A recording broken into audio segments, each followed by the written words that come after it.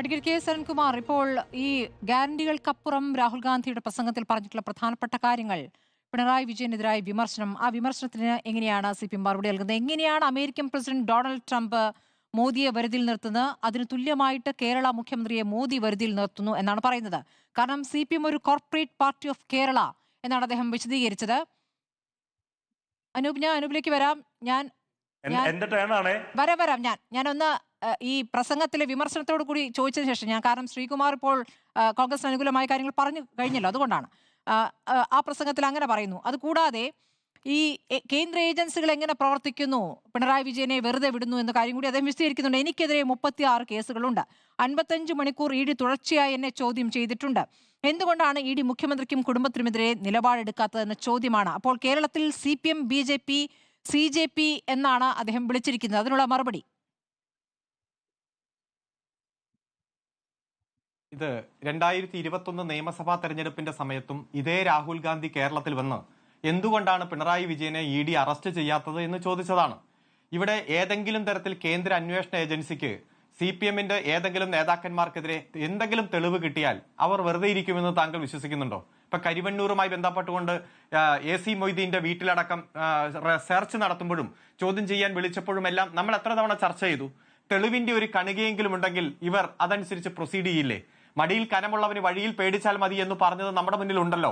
CBI വന്നു, ED വന്നു, NIA വന്നു, കസ്റ്റംസ് വന്നു, ആദായ നികുതി വകുപ്പ് വന്നു, FSIO വന്നു.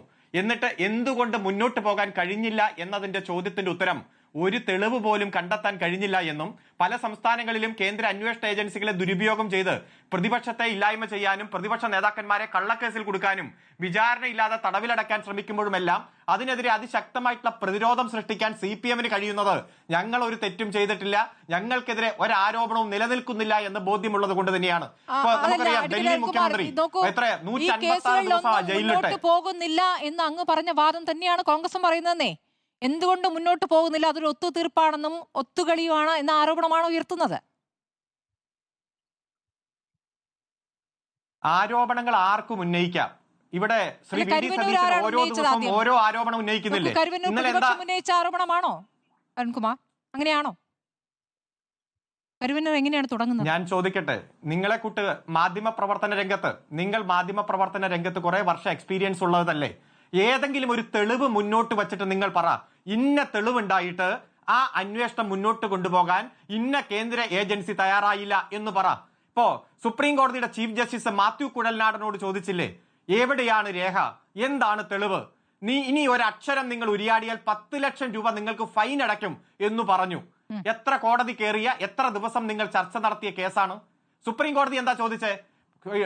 ലാവ്ലിൻ കേസുമായി ബന്ധപ്പെട്ടുകൊണ്ട് തെളിവിന്റെ ഒരു കണിക മേശപ്പുറത്ത് വച്ചാൽ ഈ ഫയൽ ഇന്ന് തന്നെ തുറന്നു വാദം കേൾക്കാം. അപ്പൊ CBI എന്താ പറഞ്ഞേ?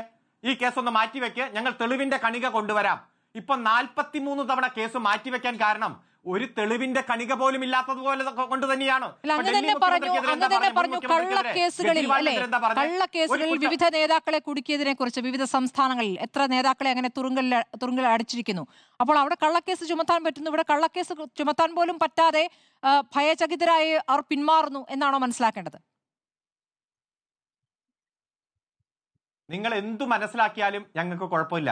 ഞാൻ ഒരു കാരണവശാലും ഇത്തരം കാര്യങ്ങൾ എത്ര നിലവാരമില്ലാത്ത ചോദ്യം ചോദിച്ചാലും, എത്ര സാങ്കല്പിക ചോദ്യം ചോദിച്ചാലും ഞാൻ തർക്കിക്കാനുമില്ല. ഈ കേരളത്തിൽ മുഖ്യമന്ത്രിക്കെതിരെയോ CPMന്റെ നേതാക്കന്മാർക്കെതിരെയോ നിരവധി ആരോപണങ്ങൾ ഉന്നയിച്ചിട്ട് ഒരടി പോലും മുന്നോട്ട് പോകാനോ കോടതിയുടെ മുന്നിൽ ഒരു തെളിവിന്റെ കണികയെങ്കിലും ഹാജരാക്കാൻ കഴിയാതെ വന്നത് അത് ഞങ്ങളുടെ കുഴപ്പമാണ്. അത് ഞങ്ങൾ തന്നെ ആ തെളിവിന്റെ അംശം കൊണ്ടേ കൊടുക്കണം എന്ന് പറഞ്ഞാൽ അതിൽ എന്താണ് യുക്തി?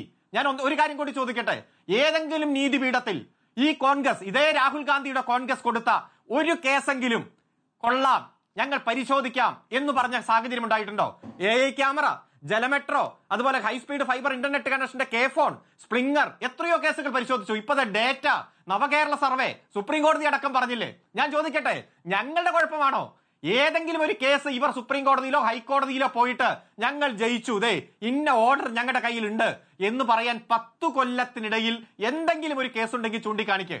ആരോപണം ആർക്കും ഉന്നയിക്കാം. ആ ആരോപണം പിറ്റേ ദിവസം ആകുമ്പോഴേക്കും കുമിള പൊട്ടുന്നത് പോലെ കേരളത്തിൽ പൊട്ടിപ്പോവുകയാണ്.